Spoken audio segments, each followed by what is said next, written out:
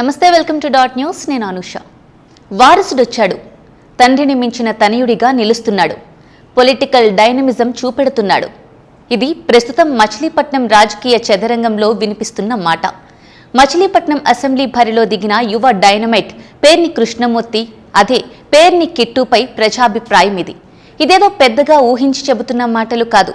అసలే పేర్ని నాని అంటేనే బందరులోనే కాదు, రాష్ట్ర వ్యాప్తంగా ఏమి మాట్లాడతాడా, ఎవరికి కౌంటర్ ఇస్తాడా అని మీడియా సర్కిల్సే కాదు ప్రజలంతా ఎదురు చూస్తూ ఉంటారు.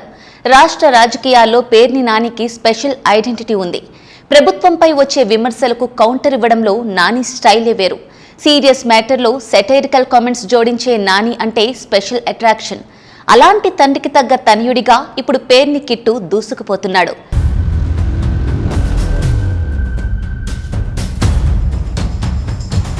తాత తండ్రి నుంచి రాజకీయ వారసత్వం వచ్చిందిలే అని కాకుండా వారసత్వం నుంచి రాజకీయ మెలకువలు కూడా అందిపుచ్చుకున్న యువ నాయకుడు కిట్టు. తండ్రి చాటు బిడ్డలా కాకుండా తన తండ్రి పోటీ చెయ్యనంటే టికెట్ వచ్చిందని కాకుండా వైసీపీ యువనేతగా ముఖ్యమంత్రి జగన్ దృష్టిని అమితంగా ఆకర్షించిన కిట్టు నియోజకవర్గ ఇన్ఛార్జ్గా ప్రజలతో మమేకమయ్యాడు.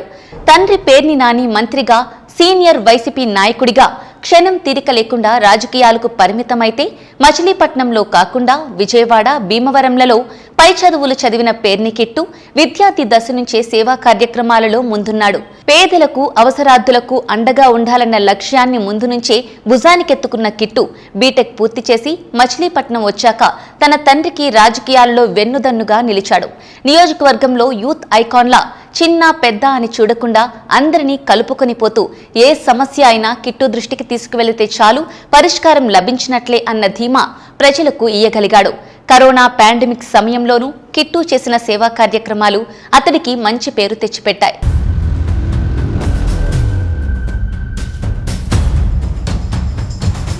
ఎప్పటి నుంచో తండ్రికి వెన్నుదన్నుగా ఉంటున్న కిట్టుకి రాజకీయ ఓనమాలు దిద్దడంతో పాటు రాజకీయాలలో ఎలా నడుచుకోవాలో అవసరమైన సలహాలు, సూచనలు నాన్న నుంచి నేర్చుకున్నాడు. పార్టీ పరంగా జిల్లాలో జరిగే కార్యక్రమాలు నిర్వహించడమే కాదు, రాష్ట్ర స్థాయి కార్యక్రమాలకు కిట్టునే హాజరయ్యేవాడంటే పేర్ని వారసత్వాన్ని, డైనమిజాన్ని పుణికిపుచ్చుకోవడమే కారణం. యువనేతగా కిట్టు ఇప్పుడు తెలుగుదేశం సీనియర్ నేత కొల్లు రవీంద్రపై పోటీ చేస్తున్నారు. ప్రభుత్వ సంక్షేమ పథకాలను ప్రజల్లోకి తీసుకుని వెళ్లడంతో పాటు నియోజకవర్గంలో సమస్యలపై అవగాహనతో కిట్టు చేస్తున్న ప్రచారం ప్రత్యర్థి పార్టీ టీడీపీ గుండెల్లో రైళ్లు పరిగెత్తేలా చేస్తున్నాయి. సీనియర్ అయిన నాని పోటీలో లేకపోవడం తమకు అనుకూలిస్తుందని భావించిన రవీంద్రకు కిట్టు కొరకరాని కొయ్యగా మారాడు. యువతను ఆకర్షించడమే కాదు, అన్ని వర్గాల వారికి అందుబాటులో ఉంటున్న పేర్ని కిట్టు గెలుపు తేలిక అన్న టాక్ నడుస్తోంది. మొత్తం మీద మచిలీపట్నం రాజకీయాలు హాట్ గా అందరినీ ఆకట్టుకుంటున్నాయి. Please subscribe dot news.